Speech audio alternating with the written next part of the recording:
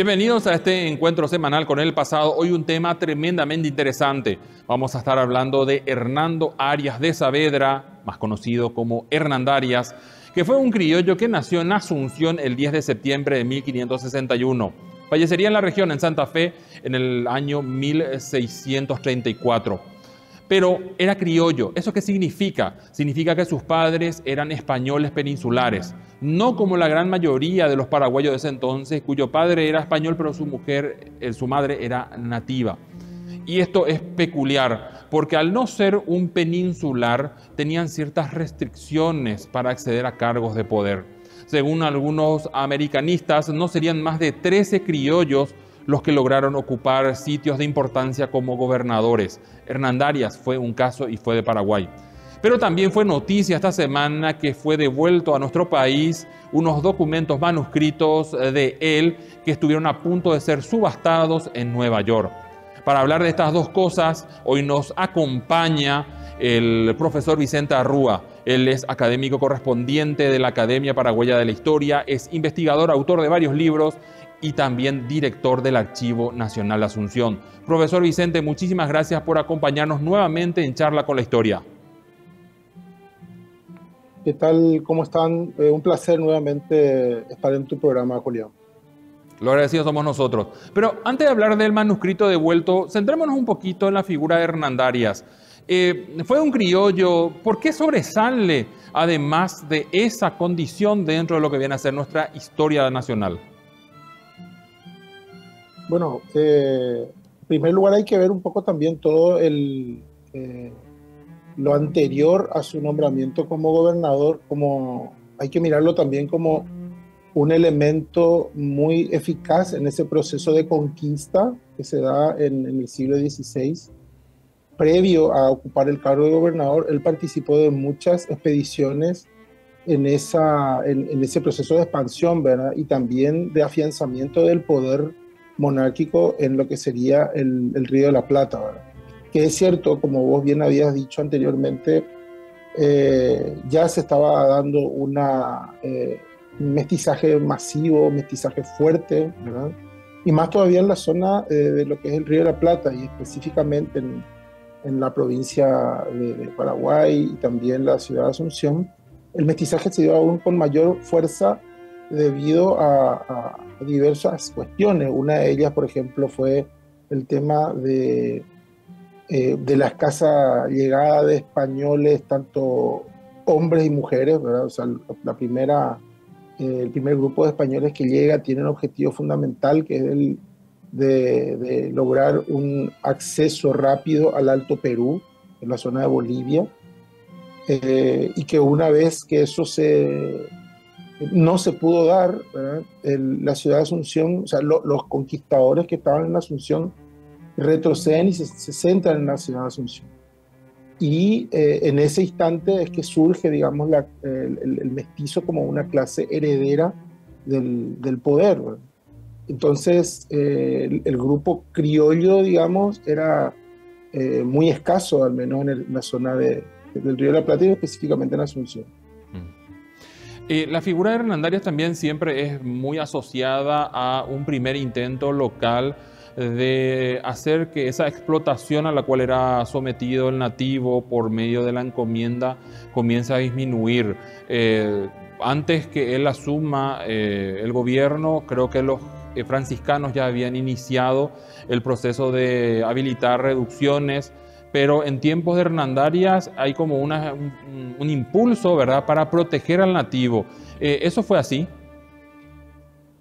Claro, de hecho que Hernandarias va a ser uno de los varios gobernadores también, ¿verdad? El primero en cuestionar, digamos, la situación del indio, ¿verdad? La situación de los pueblos originarios. Va a cuestionar también el repartimiento de las encomiendas, de la forma en que se estaba haciendo. Las ordenanzas Alfaro, que son posteriores incluso al tema del manuscrito que vos habías comentado, devienen ya, digamos, de esas protestas y esos cuestionamientos que hacía Hernandarias. Porque hay que tener en cuenta que en todo el territorio conquistado por los españoles siempre hubieron debates enormes sobre el tema de la apropiación de la mano de obra indígena.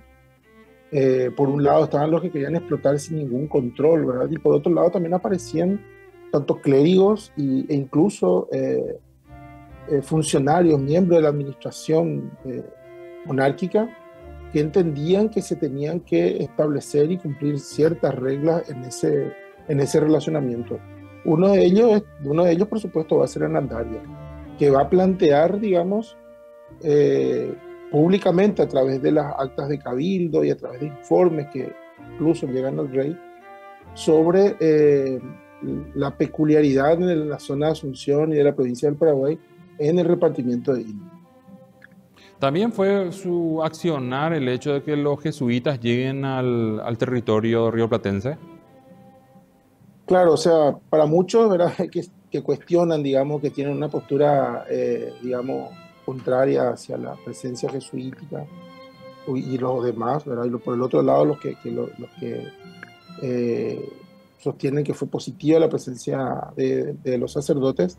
Sí, fue él el que instala, el que solicita la presencia de ellos.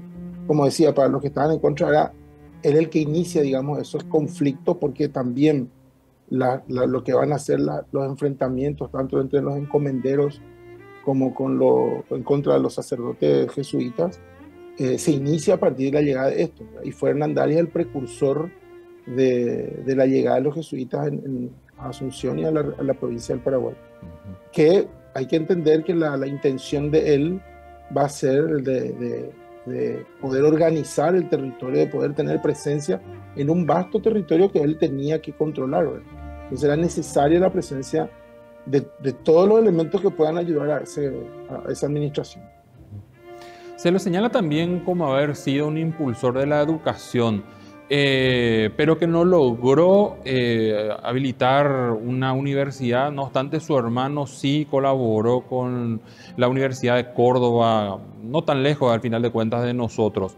¿El aspecto educativo era orientada solamente hacia criollo o realmente era una idea para la mayoría? Bueno, hoy por hoy tenemos datos realmente bastante, o sea, de lo que se escribió hasta hoy, digamos, apunta que bueno, la educación era mucho más limitada, aunque sí podría decirse que en ese proceso de evangelización también alcanzó a los indígenas, debido a que, bueno, tenían, como muchos saben, el tema del desarrollo de la grafía guaraní se da a partir justamente de algunas órdenes religiosas, como el caso de los franciscanos y los jesuitas, que apuntaban a formar a los indígenas, principalmente con la intención de instruirlos en la fe católica. Hoy por hoy los archivos, que cada vez son más accesibles, hay mayor información, entonces eso con el correr del tiempo creo que va a ayudar un poco a dar una mirada más importante hacia estas cuestiones, ¿verdad? Que no son muy comunes en la historiografía local, que más bien trata de temas de cuestiones políticas, o cuando se refiere a gobernadores o de cuestiones administrativas. Pero hoy por hoy, y justamente el documento que se recupera habla un poco de cuestiones sociales. Como dije, el tema del acceso a documentos, a nueva documentación, digo nueva documentación, en realidad son documentos antiguos, pero que son datos nuevos, van a ayudar a dar mejores trabajos y mejores miradas hacia esos temas. Pero antes de hablar del manuscrito, y como último tema, antes de pasar al bloque, siempre se habla de Hernandarias y es inevitable hablar de la división de la provincia gigante de las Indias. Nuestros textos señalan claramente de que lo que se ejecutó por Felipe III en 1617 no fue lo que originalmente Hernandarias propuso, pero al final de cuentas la idea de dividir la provincia fue de Hernandarias. ¿Por qué esa propuesta? Según la historiografía, al menos. Bueno, la propuesta de Hernandarias es lo mismo que la intención, o sea, lo que impulsa a Hernandarias a proponer la división de la provincia era el tema del vasto territorio que tenía que administrar y que ante, digamos, la escasa importancia económica que ya en ese momento estaba teniendo Asunción. Es cierto, Asunción inicialmente se convierte en un amparo y reparo de la conquista, cuando los conquistadores asentados en Asunción tenían como objetivo principal la búsqueda del camino hacia el Alto Perú. Pero una vez que esto no fue posible, Asunción pierde, digamos, una importancia estratégica y va a tener otro tipo de función, ¿verdad? Pero el territorio tenía que ser debidamente administrado y debía haber una presencia del Imperio Español en estos lugares, teniendo en cuenta, por supuesto, el avance portugués. Hay que tener en cuenta también que mucho antes que Hernandarias, el mismo primer adelantado, uno de sus principales objetivos o la misión que debía de cumplir era la de fundar pueblos para poder ejercer el poder España sobre los territorios conquistados y demostrar así la posesión de estos frente al avance portugués, que ya se había firmado anteriormente el tema del Tratado de Tordesillas y que no se estaba cumpliendo por parte de los lusitanos.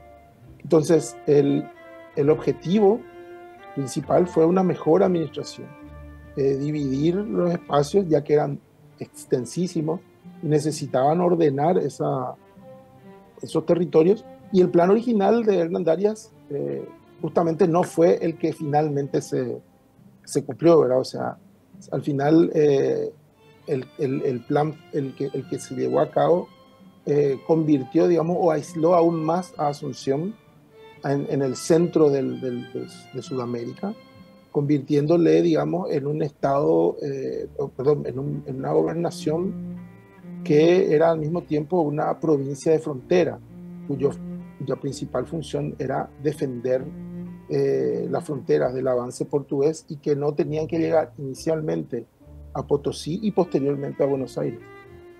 Interesante tema, pero bueno, hoy nos convoca realmente el tema del manuscrito, que estuvieron ya viendo como imágenes de apoyo. Les pedimos al profesor Vicente, también a usted, que nos espere un ratito. Vamos a una breve pausa. Enseguida nos metemos de lleno a saber qué es lo que dice el documento que hoy el Estado paraguayo recuperó.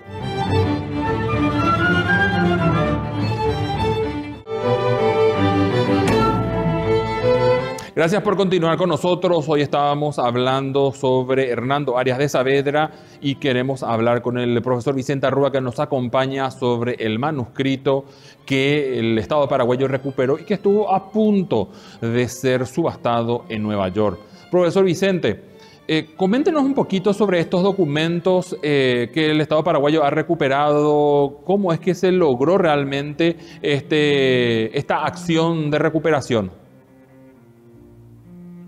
Bueno, el primer documento, o sea, en realidad se recuperan dos expedientes. El primero tiene que ver con el manuscrito de Hernandarias, que es un documento del año 1598, de 13 folios en total, y que se dividiría en 3 documentos finalmente, ¿verdad? Una vez que nosotros revisamos el material.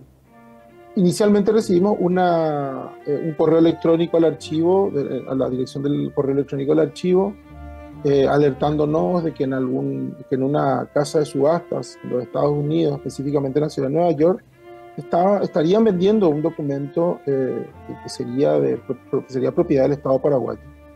Verificamos eso, empezamos a revisar, porque bueno, sabemos que hay documentación histórica a la venta, pero que muchas veces no forma parte del archivo propiamente, porque son documentos, si bien firmados por autoridades de la época, tenían que ver con temas privados. O sea que no toda documentación del siglo XVI o del siglo XVII y XVIII necesariamente es pública, ¿verdad? Entonces revisamos eso y corroboramos que formaba parte de un expediente de nuestro acervo. Entonces iniciamos un proceso primero la denuncia, pusimos en marcha un protocolo de la denuncia ante el Ministerio Público, avisar también al Ministerio de Relaciones Exteriores, y el Ministerio de Relaciones Exteriores finalmente se pone en contacto con el Consulado Paraguayo en Nueva York, que hace que también haga sus gestiones el Ministerio Público de los Estados Unidos. O sea, en este caso, una unidad fiscal de protección o de lucha contra el robo de patrimonio.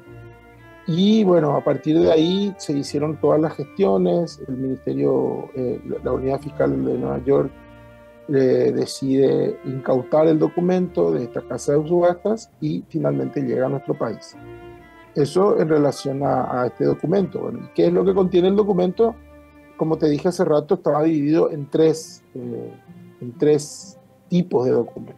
Uno es un acta de cabildo, el otro es un acta, pero que tiene que ver con el tema de las fronteras que se tenían entre las distintas gobernaciones y provincias, y el tercero también un inventario de productos que se vendían en comercios de la época, de finales del siglo XVI. O sea que básicamente aquellos temas históricos que más están relacionados a Hernandarias, como es el tema de la protección de indios, como es el tema del territorio, etcétera, estos nuevos documentos sirven directamente para la investigación por arrojar datos. Claro, o sea, arrojan mayores datos para poder tener una visión más amplia del periodo del siglo XVI, algo que al menos en el caso paraguayo es algo muy aún desconocido, principalmente por una escasa formación paleográfica en la formación académica. O sea, se necesita mayor conocimiento paleográfico. Los historiadores necesitan tener una formación mucho más amplia y más sólida en este aspecto para poder investigar un periodo sumamente interesante para la historia del Paraguay. Y digo esto porque muchos de los procesos que se van a dar en el periodo independiente, incluso posterior a la guerra contra la Triple Alianza, el estudio mismo de las élites, tendrían, digamos, mayor explicación, entender un poco esos procesos a partir del conocimiento del siglo XVI. Y uno de estos documentos que se recuperan, justamente lo que es propiamente el manuscrito de Hernandarias, habla de un tema muy controversial, pienso yo, principalmente porque hay una ausencia, no sé si adrede o no, ¿verdad?, sobre el tema del trato o del relacionamiento, mejor dicho, entre los peninsulares y la población originaria. En este caso, lo que vemos es un cuestionamiento que hace Hernandarias al repartimiento de indios, cuestiona la encomienda, cuestiona la forma en que eran repartidos los indios y también habla de la apropiación de trabajo y de los excesos que se cometían en contra de esta población. Hernandarias, me va a corregir profesor, es recordado también como protector de naturales justamente por estas acciones que usted está señalando. Le pregunto, son documentos antiguos, usualmente la composición del papel era medio ácida.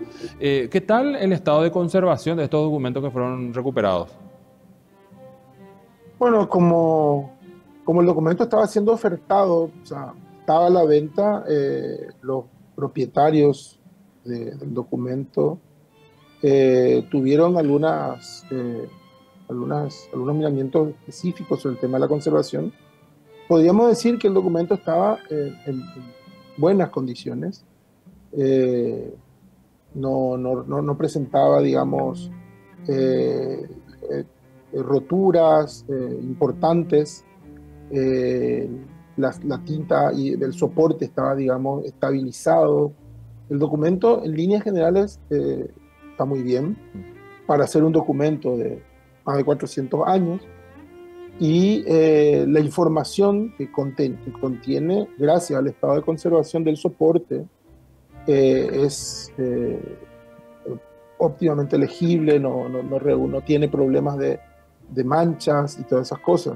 Por supuesto que se tuvo que también hacer algunas intervenciones ya aquí en el Archivo Nacional. Una de ellas, por ejemplo, es la limpieza mecánica, otra también la laminación con papel japonés para la manipulación y por supuesto la digitalización, que es el último paso, o sea, no el último paso, porque en realidad la digitalización lo que nos va a permitir es una consulta inmediata, pero a lo que nosotros queremos llegar es que esta documentación esté debidamente descrita, en nuestra plataforma de consulta y que la gente pueda consultar desde las plataformas.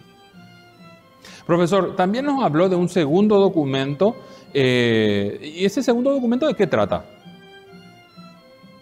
Pero hay otro documento que también se devuelve, que tiene que ver con, es un diario de la expedición de octubre de 1812, una expedición que se hace a la Villa Real de Concepción por orden de la Junta Superior Gubernativa, y que esta junta dispone que el líder de esta expedición sea Fernando de la Mora. Este documento, a diferencia del primero, fue, digamos, incautado en un procedimiento organizado, o sea, llevado a cabo por la Interpol en Buenos Aires. Estaban buscando otro tipo de documentos, o sea, también documentos históricos, y logran incautar en el año 2022 una serie de documentos que tenían que ver con distintos países, y uno de ellos era este diario. En el año 2023 se pone en contacto con nosotros los colegas del Archivo General de la Nación de la Argentina. Empezamos a revisar el documento para poder determinar que ese acervo pertenece al Archivo Nacional. Logramos enviarle todos los elementos probatorios para el hecho, para el caso. Y bueno, finalmente, para felicidad nuestra, el documento se entrega a la Embajada Paraguaya este año, o sea, recientemente, y hoy nuevamente está en nuestro país, en el Archivo Nacional. Profesor, le consulto, ¿estos documentos, se tiene alguna idea, indicio de cuándo, porque son documentos diferentes de diferentes épocas, en qué momento pudieron haberse extraviado del acervo documental del Archivo del Paraguay? Bueno, el archivo, como bien sabes, Julián, y también la audiencia conoce, el archivo sufrió lo mismo, el mismo desastre que sufre todo el Paraguay en la guerra contra la Triple Alianza. O sea, el Archivo Nacional es trasladado en 1868 a la ciudad de Luque, con toda la población, toda la gente que se muda a Luque, y posteriormente también es trasladado a Piribebuy, donde finalmente cae en manos del ejército aliado. Y en este lugar, en Piribebuy, va a sufrir, digamos, saqueos. Está el saqueo que conocemos todos, que fue el organizado por José Silva Paraños, que se va a convertir en lo que hoy es la colección Río Branco, que es devuelta en el año 1982, pero también va a haber una serie de saqueos que no se conocen, que fueron pequeños saqueos, destrucción también de documentos. Nosotros, desde el archivo, a través de la observación que teníamos de los soportes, consideramos que esta documentación pudo haber sido sustraída después de la guerra contra la Triple Alianza, o sea, a finales del siglo XIX o inicios del XX. ¿Y por qué digo esto? Porque, bueno, los documentos tienen foliaciones, tienen intervenciones ya nuestras, que se hacen en distintos momentos, y estos no tienen ninguna de esas intervenciones, ni las foliaciones de la década del 90, ni las foliaciones de la década del 2000. No vemos algunas intervenciones de conservación que incluso se hacen en la década del 50 del siglo XX. Entonces, lo que nos queda como prueba es que esto fue sustraído posiblemente después de la guerra, del archivo, sí, pero ya sería final del siglo XIX o en las primeras décadas del siglo XX. Qué interesante, qué interesante. Profesor, le agradezco muchísimo que tenga nuevamente un espacio en su agenda para hablar con nosotros, con la audiencia de Mega TV, que yo creo que encuentra en este tipo de situaciones ese valor para mirar el pasado, porque al final de cuentas no solamente estamos hablando de hechos que hoy ya no podemos nosotros presenciar, sino que estamos hablando de un patrimonio tangible que también le pertenece a todos los paraguayos como tal. Profesor, muchísimas gracias por acompañarnos nuevamente. No, Julián, el agradecido soy yo, principalmente por ser invitado nuevamente en tu programa, un programa sumamente interesante. Y agradezco el espacio porque este tipo de programas ayuda a divulgar el trabajo que estamos haciendo en el archivo y también para que la gente conozca qué documentos hay en el archivo y que son accesibles. Así que el agradecido siempre voy a ser yo y a las órdenes cuando ustedes gusten. Brevísimo, profesor. Estos documentos dijo que serán digitalizados. ¿Más o menos en cuánto tiempo estarían disponibles para que aquellos que quieran consultarlo vía el sistema web del Archivo Nacional puedan también observarlos ellos mismos? Bueno, los dos documentos ya están digitalizados. También ya tenemos las transcripciones de estos documentos. O sea, se puede pedir vía correo electrónico, nos pueden llamar y solicitar. Lo que vamos a necesitar es un correo electrónico donde remitir las imágenes digitales y la transcripción si lo desean. Por otro lado, no quería olvidarme, nosotros en septiembre tenemos pensado organizar una exposición de estos documentos que va a estar todo el mes de septiembre en la Sala Americana del Archivo Nacional. Pero aquella persona que desee consultar el documento, hoy incluso se pueden llegar hasta el archivo con un pendrive, le podemos grabar o nos envían un correo y le enviamos por vía electrónica. O sea, el correo del archivo es archivonacionalasunción@gmail.com. Profesor, muchísimas gracias por esos datos y bueno, estoy seguro que más de uno de nuestra audiencia va a estar entrando en contacto con el Archivo Nacional Asunción. Muchísimas gracias. Gracias, hasta luego. Gracias a usted también que como cada fin de semana opta para conocer algo del pasado, verá que es súper interesante y también interesante todo lo que está en la grilla de Mega TV. No se aleje de nuestra programación. De nuestra parte, hasta la próxima semana.